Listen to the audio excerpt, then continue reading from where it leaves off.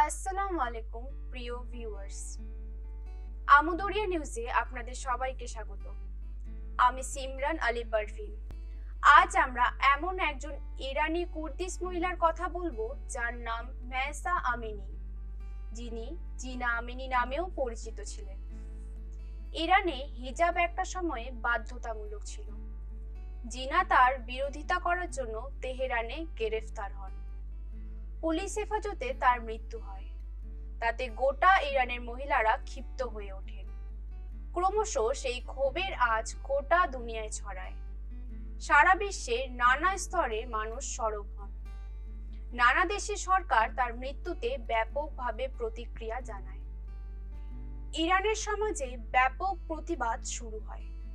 ফলে বিভিন্ন শহরে বড় ধরনের বিক্ষোভ হয়। ক্রমশ হিজাব বাধ্যতামূলক সর্বত্র। সেই আইনেও নানা দেশে পাল্টাতে থাকে। নিজের জীবন দিয়ে যে প্রতিবাদের সূচনা করেছিলেন তিনি, তাতে গোটা বিশ্বের মুসলিম নারীরা তার প্রতি আজও কৃতজ্ঞ। নারীদের জীবন কেমন হবে তা নারীরাই ঠিক করার অধিকার রাখেন। নারীদের চিরকাল দাবিয়ে রাখার চেষ্টা বরদাস্ত হবে না। এই বার্তা দিয়েছেন যারা, তাদের মধ্যে জিনাও একজন। হিজাব আইন এবং ইরানের নারীর প্রতি বৈষম্য ও নিপীড়ন বন্ধের কাজে পথিকৃত নারীকে তাই সারা বিশ্ব কুর্নিশ জানায়।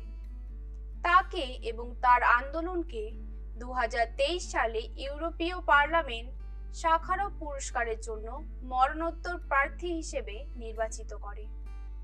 স্বাধীনতা ও মানবাধিকার রক্ষার জন্য এই নারীকে সালাম জানায় সারা বিশ্ব।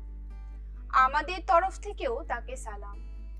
আজ এই পর্যন্তই। পরে আবার ফিরবো এমনই কোনো নারীর খবর নিয়ে। ধন্যবাদ।